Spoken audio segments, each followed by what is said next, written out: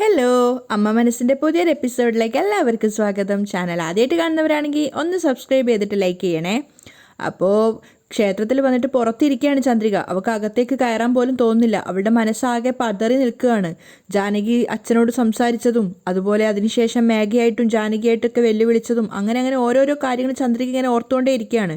അപ്പോൾ പൂജാരി വന്നിട്ട് ചോദിക്കുന്നുണ്ട്, ഇതെന്താ ക്ഷേത്രത്തിൻ്റെ മുറ്റത്ത് വരെ എത്തിയിട്ട് അകത്തേക്ക് കയറി പ്രാർത്ഥിക്കാത്തതെന്ന്. അപ്പോൾ ചന്ദ്രിക സങ്കടത്തോടെ പറയാണ്, മനസ്സിനാകെ ഒരു കുഴപ്പത്തിലാണുള്ളത്, അതുകൊണ്ട് ഞാൻ കുറച്ചു നേരം ഇവിടെ പുറത്തിരിക്കാമെന്ന് വിചാരിച്ചതാണ്. ശരി, മോളുടെ ഇഷ്ടമുള്ള സമയത്തേക്ക് വന്നോളൂ എന്ന് പറഞ്ഞിട്ട് അദ്ദേഹവും പോവുകയാണ്. ചന്ദ്രിക ശരിക്കും വേറൊരു ലോകത്ത് തന്നെയാണ് ഉണ്ടായിരുന്നത്. അവിടെ ഇരിക്കുന്നേ ഉണ്ടായിരുന്നുള്ളൂ. അവളുടെ മനസ്സ് മുഴുവൻ ആകെ ഒരു കലുഷിതമായിക്കൊണ്ടിരിക്കുകയാണ്. ആ സമയത്താണ് സിദ്ധാർത്ഥ് അങ്ങോട്ടേക്ക് വന്നിട്ടുണ്ടായിരുന്നത്. സിദ്ധാർത്ഥ് വന്നിട്ട് നോക്കുമ്പോൾ ചന്ദ്രിക തൊട്ട് മുമ്പിൽ വന്നു നിന്ന് സിദ്ധാർത്ഥിനെ പോലും കാണുന്നുണ്ടായിരുന്നില്ല. അപ്പോൾ സിദ്ധു വിളിക്കുകയാണ്, ചന്ദ്രിക. അപ്പോഴാണ് ചന്ദ്രിക പെട്ടെന്ന് ഞെട്ടുന്നത്. ഇതെന്താ സാർ ഇവിടെ? സാർ എങ്ങനെ ഇവിടെ വന്നിരിക്കുന്നത്? ചന്ദ്രിക അതിശയത്തോട് ചോദിക്കുകയാണ്. അപ്പോൾ സിദ്ധു പറയുന്നുണ്ട്, ഞാൻ പുറത്തൂടെ കാറിൽ പോകുമ്പോഴാണ് നീ അകത്തേക്ക് കയറുന്നത് കണ്ടത്, അതുകൊണ്ട് അകത്തേക്ക് കയറി വന്നത്. എന്നിട്ട് സിദ്ധു അവളുടെ അടുത്ത് ഇരിക്കുകയാണ്. എന്നിട്ട് ചോദിക്കുന്നുണ്ട്, അല്ല അകത്ത് കയറി പ്രാർത്ഥിച്ചോ? ഇല്ല, ഇത്ര നേരമായിട്ട് കയറിയിട്ടില്ല സാർ, ഇനി പോകണം, ചന്ദ്രിക പറയുകയാണ്. അപ്പോൾ സിദ്ധാർത്ഥിൻ്റെ കയ്യിലൊരു ചെറിയ പൊതിയുണ്ടായിരുന്നു. അതിലൊരു വാഴയിലയിൽ മുല്ലപ്പൂവാണ് ഉണ്ടായിരുന്നത്. അപ്പോൾ സിദ്ധാർത്ഥ് സന്തോഷത്തോടെ ചിരിച്ചുകൊണ്ട് ചന്ദ്രികയ്ക്ക് നേരെ നീട്ടിയിട്ട് പറയാണ്, ശരി എങ്കിൽ ഇത് തലയിൽ വെച്ചിട്ട് അകത്തേക്ക് പോയിക്കോളൂ. അപ്പോൾ ചന്ദ്രിക സ്നേഹത്തോടെയും സങ്കടത്തോടെയും സിദ്ധാർത്ഥിനെ നോക്കുകയാണ്. എന്നിട്ട് ചോദിക്കുന്നുണ്ട്, എന്തിനാ സാർ ഇതൊക്കെ വാങ്ങിയിട്ട് വരുന്നത്? വേണ്ട, ചന്ദ്രിക തലതാഴ്ത്തുകയാണ്. അപ്പോൾ സിദ്ധുവിൻ്റെ മുഖത്ത് ആകെ സങ്കടമായി. അവൻ ചോദിക്കുന്നുണ്ട്, എന്താ ചന്ദ്രിക വാങ്ങിക്കാത്തത്, എന്താ പറ്റിയത്? അപ്പോൾ ചന്ദ്രിക അവനെ നോക്കാതെ പറയുന്നുണ്ട്, ഇന്നലെ സംഭവിച്ച കാര്യങ്ങളൊക്കെ ഓർക്കുമ്പോൾ തന്നെ വല്ലാത്തൊരു സങ്കടവും കുറ്റബോധവും തോന്നുവാണ് സർ. ഞാൻ കാരണം എൻ്റെ അച്ഛനും അമ്മയ്ക്കും എത്രമാത്രം അപമാനം ഉണ്ടായിന്നറിയാമോ? അമ്മായിയും അമ്മാവനും അവരെ ഒരുപാട് അപമാനിച്ചു. ചന്ദ്രികയുടെ കണ്ണ് നിറയുന്നുണ്ടായിരുന്നു. അതിനൊന്നും സിദ്ധാർത്ഥിന് മറുപടിയില്ല. അപ്പോൾ ചന്ദ്രിക പറയുന്നുണ്ട്, ആ മനോഹരൻ എൻ്റെ അച്ഛനെ പിടിച്ച് തള്ളിയിടുക വരെ ചെയ്തു. സിദ്ധാർത്ഥും സങ്കടത്തോടെ തലതാഴ്ത്തുകയാണ്. കാരണം അവനും അത് ആലോചിക്കും തോറും സങ്കടമാവുന്നുണ്ടായിരുന്നു. അപ്പോൾ ചന്ദ്രിക പറയാണ്, ഇത്രയും പ്രശ്നങ്ങളുണ്ടായത് ഞാൻ നിങ്ങളെ സ്നേഹിച്ചത് കൊണ്ടല്ലേ സർ? ഞാൻ നിങ്ങളെ ആഗ്രഹിച്ചു പോയത് കൊണ്ടല്ലേ? ഞാൻ നിങ്ങളെ സ്നേഹിക്കാതിരുന്നെങ്കിൽ ഈ ഒരു അപമാനം എൻ്റെ അച്ഛനും അമ്മയ്ക്കും ഉണ്ടാവുമായിരുന്നില്ല. അപ്പോൾ സിദ്ധു അവളോട് പറയുന്നുണ്ട്, ചന്ദ്രിക എന്തിനാ ഇങ്ങനെയൊക്കെ പറയുന്നത്? എൻ്റെ അച്ഛനും അമ്മയും അങ്കിളുടെ അടുത്തും ആൻറ്റിയുടെ അടുത്തും അങ്ങനെ പെരുമാറിയതിന് ഇന്നലെ രാത്രി തന്നെ ഞാൻ അവരുമായിട്ട് പ്രശ്നം ഉണ്ടാക്കിയതാണ്. അങ്കിളുടെ മേലെ കൈവച്ച ആ മനോഹരൻ്റെ കൈ ഇന്നലെ രാത്രി തന്നെ ഞാൻ ഒടിച്ചിട്ടുണ്ടായിരുന്നു. അപ്പോൾ ചന്ദ്രിക സിദ്ധുവിനോട് പറയുന്നുണ്ട്, നിങ്ങൾ നിങ്ങളുടെ അച്ഛനെയും അമ്മയും വഴക്ക് പറഞ്ഞതുകൊണ്ടോ ആ മനോഹരനെ അടിച്ചതുകൊണ്ടോ എൻ്റെ അച്ഛനും അമ്മയ്ക്കും ഉണ്ടായ അപമാനം പോവെന്നാണോ സാറ് കരുതുന്നത്? ഒരിക്കലുമില്ല. എങ്ങനെ ജീവിച്ചവരാ അവർ? ഇന്ന് ഞാൻ കാരണമാണല്ലോ അവരിങ്ങനെയൊക്കെ കഷ്ടപ്പെടുന്നത് എന്ന് ആലോചിക്കുമ്പോൾ എനിക്ക് വല്ലാത്ത വിഷമം തോന്നുവാണ്. ഒരുപക്ഷെ ഞാനാണ് അവരുടെ മകൾ എന്ന് അവരറിഞ്ഞിരുന്നില്ലെങ്കിൽ ഇത്രയും പ്രശ്നങ്ങൾ ഉണ്ടാവുമായിരുന്നില്ല. ഞാനാണ് അവരുടെ മകൾ എന്ന് അവരൊക്കെ എന്ന് മനസ്സിലായോ അന്ന് മുതൽ മേഘയ്ക്ക് അസൂയ വന്നിട്ട് എല്ലാ സ്വത്തുക്കളും അവളുടെ പേരിലേക്ക് എഴുതി വാങ്ങിക്കാനുണ്ടായത്. അതൊക്കെ ശരിയാണെന്ന് സിദ്ധുവിനും തോന്നുന്നുണ്ടായിരുന്നു. അപ്പോൾ ചന്ദ്രിക സ്വയം പഠിച്ചുകൊണ്ട് പറയാണ്, കുടുംബത്തിൽ എല്ലാവരും തമ്മിൽ ശത്രുക്കളായി, എല്ലാം ഞാൻ കാരണമല്ലേ സർ? അത് കേട്ടപ്പോൾ സിദ്ധുവിന് വല്ലാത്ത സങ്കടം തോന്നുവാണ്. അവൻ പറയുന്നുണ്ട്, എന്തിനാ ചന്ദ്രിക ഇങ്ങനെയൊക്കെ പറയുന്നത്? നീ വന്നാലും ഇല്ലെങ്കിലും അങ്കിളിനെയും ആൻറ്റിയെയും പറ്റിച്ചിട്ട് എങ്ങനെയെങ്കിലും ആ സ്വത്തുക്കളൊക്കെ മേഘ അവളുടെ പേരിലേക്ക് മാറ്റും. അവൾ എപ്പോഴാണ് അവളുടെ അച്ഛനോടോ അമ്മയോടോ സ്നേഹത്തോടെ പെരുമാറിയിട്ടുള്ളത്? അവൾക്ക് വേണ്ടത് പണം മാത്രമാണ്. അതിനുവേണ്ടി മാത്രമേ അവൾ എല്ലാവരുടെ അടുത്തും സ്നേഹത്തോടെ സംസാരിക്കുകയും പെരുമാറുകയും അവരോടൊക്കെ നന്നായിട്ട് ജീവിക്കുകയുള്ളൂ. ചന്ദ്രിക, ഞാനൊരു കാര്യം പറയട്ടെ, സത്യം പറഞ്ഞാൽ ആത്മാർത്ഥമായൊരു സ്നേഹമോ ഇഷ്ടമോ ഒന്നും മേഘയുടെ അടുത്തില്ല. ചന്ദ്രിക ഒന്നും പറയാതെ കേട്ട് നിൽക്കുകയാണ്. അവൾക്ക് വല്ലാത്ത സങ്കടം തോന്നുന്നുണ്ടായിരുന്നു. അപ്പോൾ സിദ്ധാർത്ഥ് പറയുന്നുണ്ട്, ഇങ്ങോട്ട് നോക്ക് ചന്ദ്രിക, കഴിഞ്ഞുപോയ കാര്യങ്ങളെക്കുറിച്ച് തന്നെ ആലോചിച്ചിട്ട് നീ ഇങ്ങനെ സങ്കടപ്പെട്ടിരുന്നിട്ട് കാര്യമില്ല. ദയവ് ചെയ്ത് ഈ പൂവ് വാങ്ങിയിട്ട് നീ ഒന്ന് തലയിൽ വെക്ക്. അപ്പോൾ ചന്ദ്രിക സങ്കടത്തോടെ സിദ്ധുവിനോട് പറയാണ്, എന്തോ എനിക്ക് എൻ്റെ മനസ്സിനെ നിയന്ത്രിക്കാനാവുന്നില്ല സർ. മനസ്സ് മുഴുവൻ നിറയെ ദേഷ്യമുണ്ട്. അതെങ്ങനെയാണോ ഒന്ന് പുറത്തേക്ക് പ്രകടിപ്പിക്കാമെന്ന് പോലും മനസ്സിലാവുന്നില്ല. ചന്ദ്രികയ്ക്ക് സത്യത്തിൽ വല്ലാത്ത ദേഷ്യം വരുന്നുണ്ടായിരുന്നു. സിദ്ധുവിനും അത് മനസ്സിലായിട്ടുണ്ട്. അതുകൊണ്ട് തന്നെ അവൻ ചോദിക്കുകയാണ്, ചന്ദ്രിക നിന്റെ ദേഷ്യം കുറയാനൊരു വഴി പറഞ്ഞു തരട്ടെ? പറ, ചന്ദ്രിക പറയാണ്. അങ്കിളിനെ ആൻറ്റിയെ അപമാനിച്ചത് എൻ്റെ അച്ഛനും അമ്മയും അല്ലേ? അവരെ ശിക്ഷിക്കുന്നതിന് പകരം എന്നെ ശിക്ഷിച്ചാലോ? തീർച്ചയായിട്ടും നിന്റെ ദേഷ്യം കുറച്ച് കുറയും. അത് കേട്ടപ്പോൾ ചന്ദ്രികയ്ക്ക് ചിരി വരികയാണ്. അവൾ ചോദിക്കുന്നുണ്ട്, നിങ്ങളെ അടിച്ചു കഴിഞ്ഞാൽ എൻ്റെ ദേഷ്യം എങ്ങനെയാണ് സാർ കുറയുക? അപ്പോൾ സിദ്ധു ഐഡിയ പറഞ്ഞു കൊടുക്കുകയാണ്, എന്ന് വെച്ചാൽ ഞാൻ അവരുടെ മകനാണല്ലോ, അവരെ ചെയ്ത തെറ്റിന് ശിക്ഷ ഞാൻ അനുഭവിക്കുന്നു, അത്രയേ ഉള്ളൂ. അങ്ങനെയാണോ? എങ്കിൽ പിന്നെ നിങ്ങളുടെ അച്ഛനും അമ്മയും അങ്ങനെ പെരുമാറിയതിനെ ഒരു 10 പ്രാവശ്യം ഏത്തയിടാൻ നോക്ക്. ഏത്തയിടാനോ? 10 അല്ല 100 വേണമെങ്കിലും ഇടാം. 10 ഇട്ട് കഴിഞ്ഞാൽ ചന്ദ്രികയുടെ ദേഷ്യം കുറയുമോ? പോവും, ചന്ദ്രിക പറയാണ്. ശരി, എങ്കിൽ പിന്നെ ഇപ്പം തന്നെ ഏത്ത ഇടാം എന്ന് പറഞ്ഞിട്ട് ആ പൂവ് ചന്ദ്രികയുടെ മടിയിൽ വെച്ചിട്ട് സിദ്ധാർത്ഥ് വേഗം അവിടെ തന്നെ നിന്നിട്ട് ഏത്ത ഇടുകയാണ്. ഓരോ ഏത്ത ഇടുമ്പോഴും ചന്ദ്രികയുടെ മുഖത്ത് വരുന്ന ഭാവമാറ്റങ്ങൾ സിദ്ധാർത്ഥ് ശ്രദ്ധിക്കുന്നുണ്ടായിരുന്നു. ചന്ദ്രികയുടെ ദേഷ്യം അല്പാൽപ്പായി കുറഞ്ഞു വരുന്നുണ്ടെന്ന് അവന് തോന്നുവാണ്. 10 പ്രാവശ്യം ഏത്ത ഇട്ടിട്ട് ചന്ദ്രികയോട് ചോദിക്കുന്നുണ്ട്, ചന്ദ്രിക ഇപ്പം ദേഷ്യം കുറഞ്ഞോ? അപ്പോൾ ചന്ദ്രിക കുസൃതിയോടെ പറയാണ്, ഇനിയും കുറഞ്ഞിട്ടില്ല. ഓഹോ, അപ്പോൾ ഇനി എന്താ ചെയ്യേണ്ടത്? അപ്പോൾ ചന്ദ്രിക കുസൃതിയോട് പറയാണ്, ശരി എങ്കിലൊരു കാര്യം ചെയ്യ്, 2 പ്രാവശ്യം ഒന്ന് മലക്കം പറയുക കൂടി ചെയ്താലോ? ചന്ദ്രിക കുസൃതിയോടെയാണ് പറയുന്നത് മനസ്സിലായിട്ട് സിദ്ധാർത്ഥ് പറയുന്നുണ്ട്. ഓഹോ, ശരി എങ്കിൽ പിന്നെ അതുകൂടെ ചെയ്തേക്കാം. അങ്ങനെ 2 പ്രാവശ്യം ചന്ദ്രികയ്ക്ക് വേണ്ടി അവിടെ വെച്ച് തന്നെ മലക്കം പറയുകയും കൂടെ ചെയ്യുന്നുണ്ട്. സിദ്ധാർത്ഥ് അങ്ങനെ ചെയ്യുന്ന കണ്ടപ്പോൾ ചന്ദ്രിക പൊട്ടി ചിരിക്കുകയാണ്. അപ്പോൾ സിദ്ധുവിന് സന്തോഷമായി. ചന്ദ്രികയുടെ ആ ഒരു സന്തോഷം നോക്കി നിന്നിട്ട് സിദ്ധാർത്ഥ് ചോദിക്കുന്നുണ്ട്, മാഡം ഇപ്പോൾ ദേഷ്യം കുറഞ്ഞോ?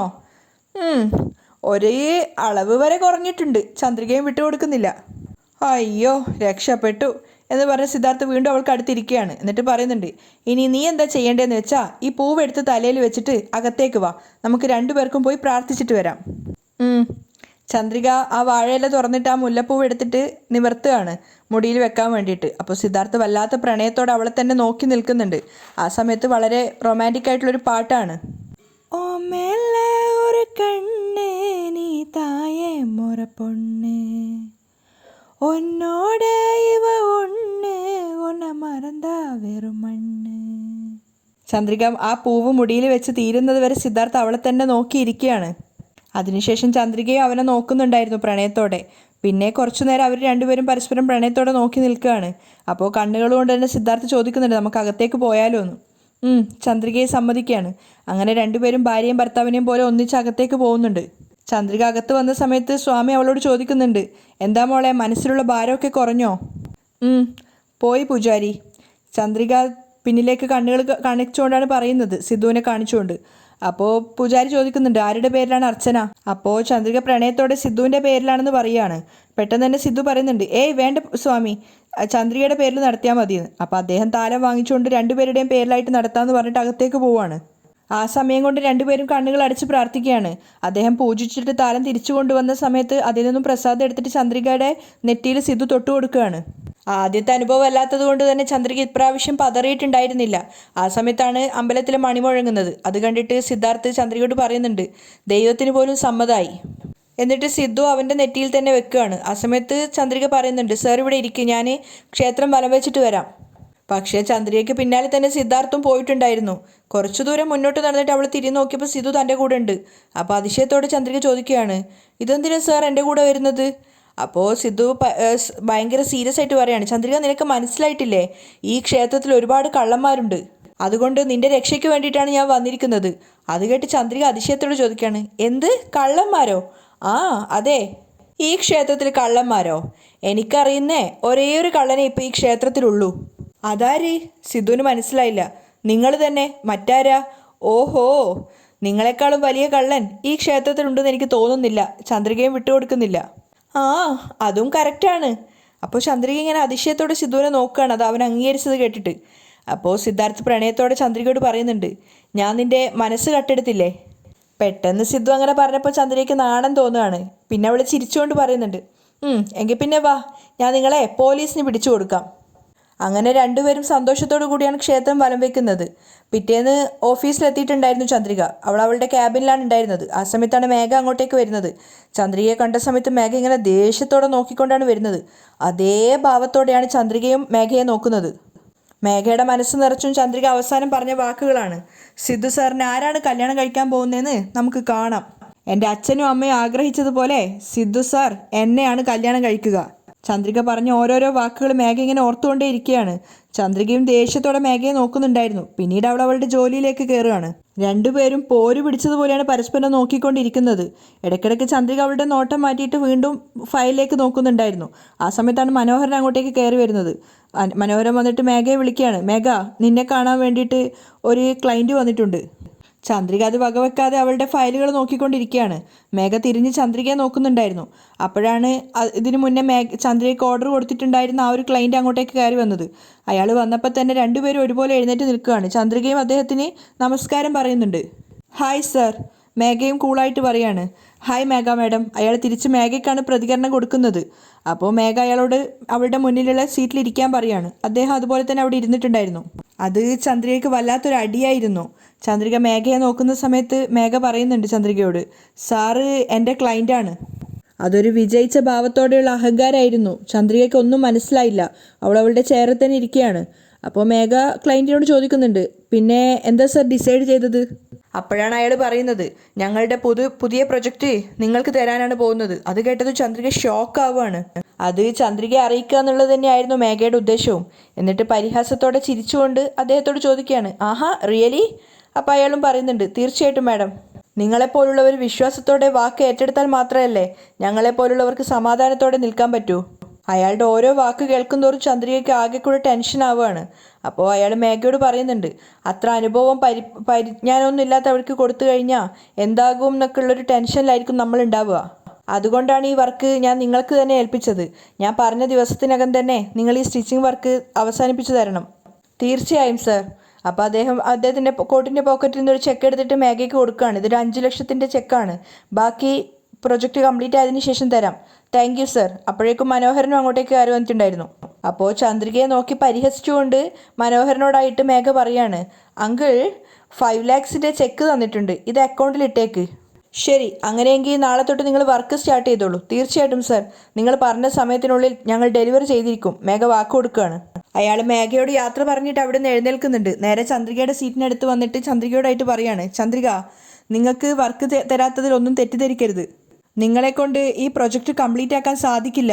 അത് കേട്ടത് ചന്ദ്രിക ഷോക്കായിട്ട് അയാളെ നോക്കുകയാണ്. അപ്പോൾ മേഘ പരിഹാസത്തോടെ ചിരിക്കുന്നുണ്ടായിരുന്നു. അതുപോലെ തന്നെ മനോഹരനും. അപ്പോൾ ചന്ദ്രിക എഴുന്നേറ്റുകൊണ്ട് ക്ലയൻറ്റിനോട് ചോദിക്കുന്നുണ്ട്, എന്താ സർ ചെയ്യാൻ പറ്റാത്തത്? അപ്പോൾ അയാൾ പറയുന്നുണ്ട്, എന്തുകൊണ്ടാണെന്ന് വെച്ചാൽ ഈ പ്രൊജക്റ്റ് ചെയ്തു തീർക്കാൻ വേണ്ടി നിങ്ങളടുത്ത് ആൾബലവും ഇല്ല, അതുപോലെ തന്നെയുള്ള മെഷീനുകളും ഇല്ല. നിങ്ങൾക്ക് ഈ വർക്ക് പറഞ്ഞ സമയത്തിനുള്ളിൽ ചെയ്തു തീർക്കാൻ സാധിക്കില്ല. ഈ വർക്ക് നിങ്ങളെ ഏൽപ്പിച്ചിട്ട് പോയാൽ പറഞ്ഞ സമയത്തിനുള്ളിൽ ഡെലിവറി നടത്താൻ സാധിച്ചില്ലെങ്കിൽ ഞാൻ കുഴഞ്ഞു പോവും. ഇത് നിങ്ങൾ സിദ്ധാർത്ഥ് സാറിനോടും പറഞ്ഞേക്ക്. ശരി, ഓക്കെ, താങ്ക് യു എന്ന് പറഞ്ഞിട്ട് രണ്ടുപേരോട് യാത്ര ചോദിച്ചിട്ട് അയാൾ അവിടുന്ന് പോവുകയാണ്. അദ്ദേഹം അവിടുന്ന് ഇറങ്ങിപ്പോയപ്പോൾ മേഘ പരിഹാസത്തോടെ ചന്ദ്രികയോട് ചോദിക്കുന്നുണ്ട്, എന്താ ചന്ദ്രിക, നിനക്ക് പ്രൊജക്റ്റ് തരാമെന്ന് പറഞ്ഞ ക്ലയൻറ്റ് എനിക്ക് പ്രൊജക്റ്റ് തന്നത് ആലോചിച്ചിട്ട് ഷോക്കായിട്ടിരിക്കുകയാണോ? ചന്ദ്രിക ശരിക്കും ഷോക്കായിട്ട് തന്നെയാണ് ഇരിക്കുന്നത്. അപ്പോൾ മേഘ അത് കുത്തി കുത്തി വേദനിപ്പിക്കുകയാണ്. ഇനിയും ഇതുപോലെ ഒരുപാട് ഷോക്കുകൾ കാണാനുണ്ട്. ഇത് ചെറിയൊരു സാമ്പിൾ മാത്രമാണ്. ഇനിയും വലുതൊരുപാട് നിന്നെ കാത്തിരിക്കുന്നുണ്ട്. ആ സമയത്ത് ചന്ദ്രികയുടെ മുഖം മാറുകയാണ്. അവൾ രണ്ടുപേരെയും, മനോഹരനെയും അതുപോലെ മേഘയും ദേഷ്യത്തോടെ നോക്കുന്നുണ്ടായിരുന്നു. അത് കണ്ടിട്ട് മേഘ പറയാണ്, ഇങ്ങനെ ദേഷ്യത്തോടെ നോക്കുന്ന കാര്യമൊന്നും എൻ്റെ അടുത്തേക്ക് വേണ്ട. ആ സമയത്താണ് ചന്ദ്രിക ശരിക്കും വേറൊരാളായിട്ട് സംസാരിക്കാൻ തുടങ്ങുന്നത്. ചന്ദ്രിക പരിഹാസത്തോടെ മേഘയോട് ചോദിക്കുന്നുണ്ട്, അതെന്താ മേഘ, നിനക്ക് സ്വന്തമായിട്ട് ഒന്നും ചെയ്യാൻ കഴിവില്ലേ? മേഘ പെട്ടെന്ന് ചന്ദ്രിക അങ്ങനെ ചോദിച്ചപ്പോൾ ഷോക്കായിട്ട് നിൽക്കുകയാണ്. അപ്പോൾ ചന്ദ്രിക പരിഹസിക്കുന്നുണ്ട്, എൻ്റെ അച്ഛനും അമ്മയും കഷ്ടപ്പെട്ട് സമ്പാദിച്ച സ്വത്ത് അവർക്ക് പോലും അറിയാതെ ചതിച്ചിട്ട് തട്ടിയെടുത്തു. മേഘയ്ക്ക് പുച്ഛിക്കുന്നതിന് തുല്യമായിട്ട് തോന്നുവാണത്. അപ്പോൾ ചന്ദ്രിക പരിഹാസത്തോടെ പറയുന്നുണ്ട്, സിദ്ധു സാറ് കഷ്ടപ്പെട്ട് കൂട്ടിക്കൊണ്ടുവന്ന ക്ലയൻറ്റിനെ ഇപ്പോൾ ഇടയിൽ കൂടെ കയറിയിട്ട് നീ ഏറ്റെടുത്തു. മറ്റുള്ളവരെടുത്തുനിന്ന് മോഷ്ടിക്കലാണോ നിൻ്റെ ജോലി?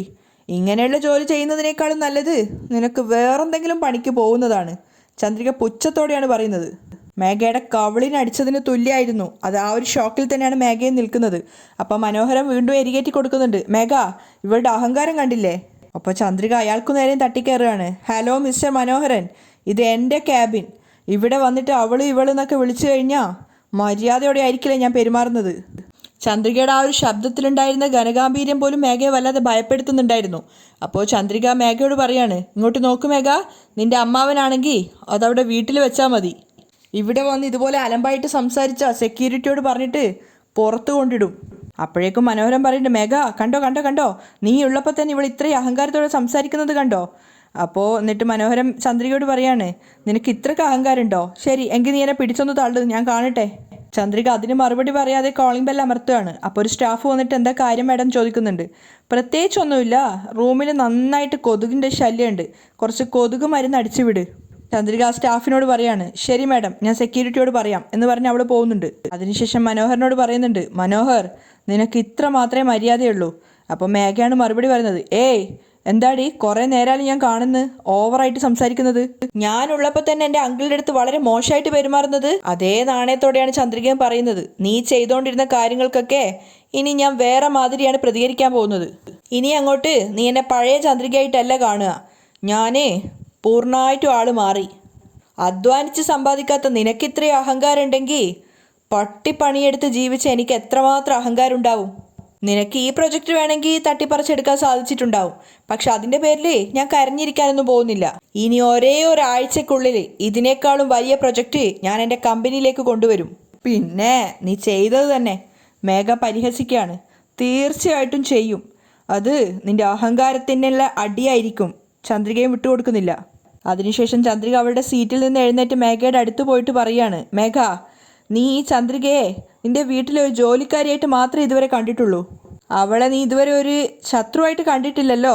ഇനി കാണാട്ടോ. ചന്ദ്രിക വെല്ലുവിളിക്കുകയാണ്. അത് കേട്ട് മേഘ ഭയന്ന് പോയിട്ടുണ്ടായിരുന്നു. അപ്പം മനോഹരൻ പറയുന്നുണ്ട്, ഏയ്, മേഘയോട് മര്യാദയില്ലാതെ സംസാരിക്കുകയാണോ നീ? മര്യാദയൊക്കെ ഒരാളുടെ പെരുമാറ്റം കൊണ്ട് കിട്ടേണ്ടതാണ്. ചന്ദ്രിക അയാളോട് തിരിച്ചു പറയുന്നുണ്ട്, നിങ്ങളെയൊക്കെ കാണുമ്പോൾ എനിക്ക് ചിരിയാ വരുന്നത്. മേഘ ഒരു മറുപടിയും പറയാതെ നിൽക്കുകയാണ്. അപ്പോൾ ചന്ദ്രിക രണ്ടുപേരെയും മാറി മാറി നോക്കിയിട്ട് പറയുന്നുണ്ട്, ഇനി അങ്ങോട്ട് ജീവിതത്തിൽ നിങ്ങൾ നന്നായി കഷ്ടപ്പെടാൻ പോവുകയാണ്. അതിന് തയ്യാറായിരുന്നോ? പോട്ടെ എന്ന് ചോദിച്ചു ചന്ദ്രിക അവിടെ നിന്ന് ഇറങ്ങി പോവുകയാണ്. മേഘ ശരിക്കും ചന്ദ്രികയുടെ ആ ഒരു ഭാവമാറ്റം കണ്ട് വല്ലാതെ ഭയന്നിട്ടുണ്ടായിരുന്നു. അവിടെയാണ് ഇന്നത്തെ എപ്പിസോഡ് വൈൻഡപ്പ് ചെയ്യുന്നത്.